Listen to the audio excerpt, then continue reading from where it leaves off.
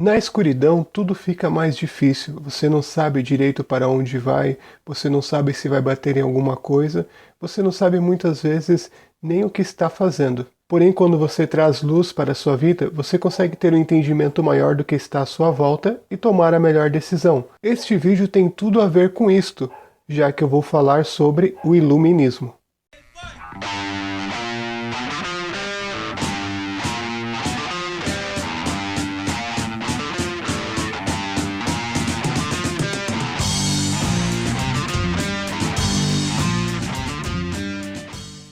O Iluminismo foi um movimento intelectual que surgiu na Europa no século XVIII e teve impactos profundos por todo o mundo. Pode-se citar como principais desdobramentos do Iluminismo a Revolução Americana, a independência dos Estados Unidos em 1776 e também a Revolução Francesa em 1789. Acabou tendo desdobramentos aqui no Brasil ainda no período colonial. Algo que pode ser uma chave para a gente entender o Iluminismo é o mito da caverna, contido no livro A República, do filósofo grego Platão. O mito da caverna é uma metáfora onde alguns homens foram presos dentro de uma caverna, de certa forma que eles só conseguem olhar para a parede e ver as sombras que são projetadas na parede. Então todo o conhecimento de mundo que esses homens têm são as sombras.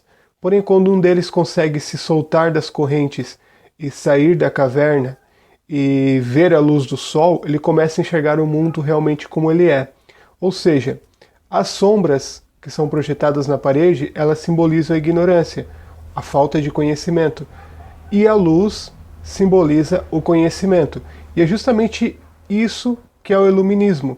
E daí vem um nome, porque a principal ideia do iluminismo é que a luz da razão deveria guiar a sociedade, e não as trevas da ignorância. E quando eu falo trevas da ignorância, entendam principalmente o domínio que a Igreja Católica exercia sobre aquela sociedade do século XVIII. De modo geral, os pensadores iluministas eles faziam críticas ao sistema mercantilista, que era a política econômica dos estados absolutistas, ou seja, era um modelo econômico no qual o Estado exercia grande controle sobre a economia. Os pensadores iluministas também criticavam o absolutismo monárquico. Eu tenho um vídeo sobre isso, você pode dar uma olhada lá, mas basicamente o absolutismo monárquico era um sistema de governo onde o rei tinha poderes totais. E uma outra crítica feita também pelos pensadores iluministas era a Igreja. Os iluministas contestavam a influência da Igreja, sobretudo na política de seus países, mas também a influência da Igreja na produção do conhecimento. Por exemplo, existiam alguns dogmas defendidos pela Igreja Católica que não poderiam jamais ser contestados, como por exemplo a ideia de geocentrismo, ou seja, aquela ideia de que a Terra estava no centro do universo e não que a Terra fazia parte de um sistema solar, por exemplo, que compõe um universo com suas milhões de estrelas, com seus milhões de sistemas. Então a Igreja defendia que a Terra era o centro do universo e que todo o universo girava em torno da Terra.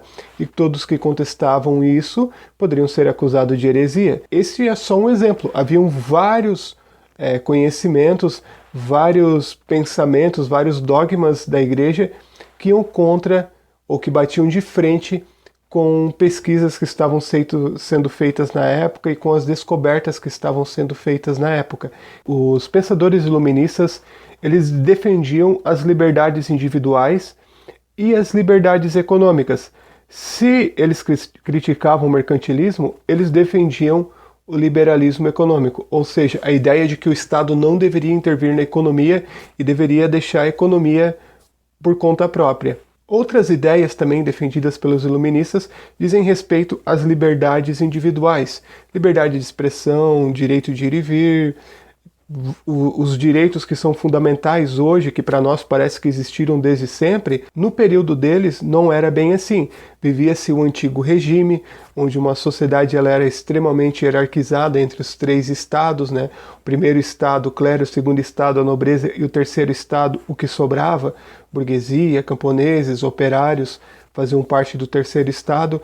E o regime de governo era o absolutismo monárquico. Então não havia garantia de algumas liberdades essenciais, sobretudo para o terceiro estado. Outra coisa que alguns iluministas também defendiam era a igualdade, que todos fossem iguais, não só perante a lei, como na cobrança de tributos. Só que aqui cabe um parênteses, haviam alguns iluministas, eu já vou falar disso, que defendiam a liberdade para alguns grupos, porém não para todos. Alguns iluministas, por exemplo, até se envolveram com o tráfico internacional de pessoas escravizadas, de africanos, por exemplo, foram investidores nesse negócio.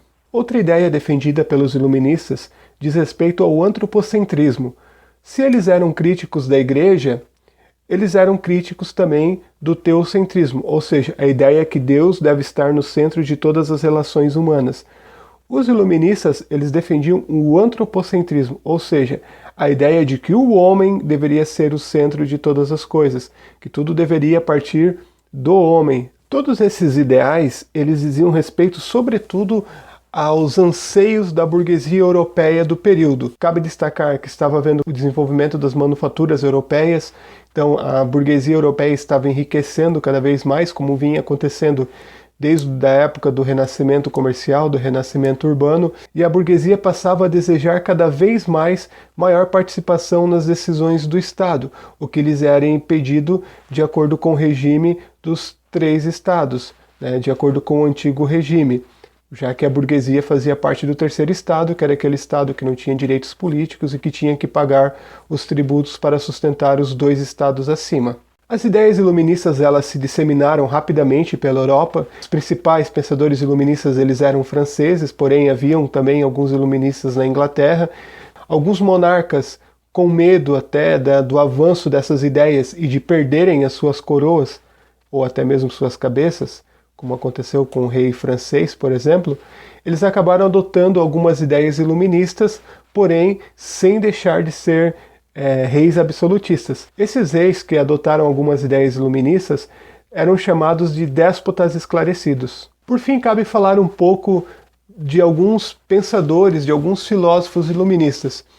Havia, por exemplo, o Voltaire. O Voltaire, ele era um crítico da igreja e era um ferrenho defensor da liberdade de expressão. Tem uma frase que é atribuída a Voltaire, mas não é dele, é na verdade da escritora britânica Evelyn Beatrice Hall, onde ele fala algo no sentido assim: eu posso discordar de tudo que você falou, mas defenderei até a morte o seu direito de dizê-lo. Essa frase, ela resume muito bem o pensamento do Voltaire e uma das suas principais ideias. Outro pensador iluminista muito importante é o John Locke. Ele era um inglês e uma das ideias dele que gerou muita polêmica na época é que o homem, ele não estava sujeito aos caprichos divinos, ou seja, o destino do homem era decidido por ele mesmo. Isso ia contra uma das ideias da igreja. Outra coisa defendida por John Locke é a ideia de que o homem nasce como uma folha em branco, como uma tábula rasa. Não existe nada inato no ser humano. Então tudo que somos, de acordo com essa ideia, é resultado do aprendizado dos homens ao longo da vida. O John Locke é aquela pessoa que defendia as liberdades individuais, porém ele era partícipe no negócio de pessoas escravizadas da África. Então ele participou desse comércio nefasto durante a sua vida e ele tem essa marca horrenda na sua biografia. Outro pensador iluminista bastante relevante é o Barão de Montesquieu, ou simplesmente Montesquieu, como normalmente ele é chamado. O Montesquieu, ele é o criador da teoria dos 3 poderes, algo que está presente no Brasil hoje, a divisão do poder entre executivo, legislativo e judiciário. Essa ideia ia totalmente de encontro à ideia do absolutismo monárquico, onde o rei ele controlava todo o poder do Estado. Então Montesquieu ele desenvolveu essa ideia da divisão dos poderes em 3. O Jean-Jacques Rousseau, ou simplesmente Rousseau, foi um suíço que foi um dos pensadores iluministas mais importantes. O Rousseau ele é autor de várias obras. Ele escreveu sobre educação, escreveu sobre música, escreveu sobre política. Na política destaca-se a obra dele do Contrato Social. No Contrato Social ele fala o seguinte: quando um Estado ele deixa de atender os anseios do seu povo, então o povo tem o direito de substituí-lo. Percebam que esta é a cerne da Revolução Francesa, quando o povo se revoltou com o rei francês e derrubou o seu rei. O Luís XVI, que era o rei da França na época da Revolução Francesa, ele foi afastado do poder e depois ele foi decapitado.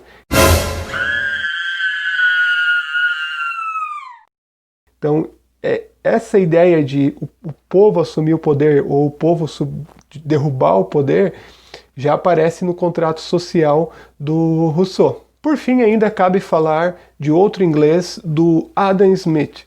O Adam Smith ele é o defensor do liberalismo, a ideia que o Estado não deve se intrometer de forma alguma na economia, que a economia ela deve ser regulada por si só. Na teoria do Adam Smith, ele fala da mão invisível do mercado, que a gente pode entender como a lei da oferta e procura que regula as economias. O Adam Smith, por exemplo, ele é considerado o pai do capitalismo. Então a gente já tem a quem culpar, não é mesmo?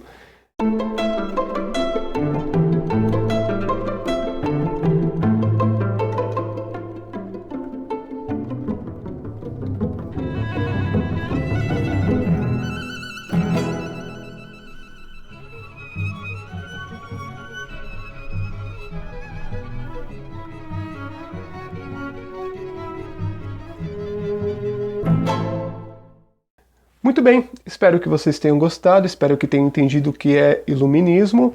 A gente se vê numa próxima. Tchau!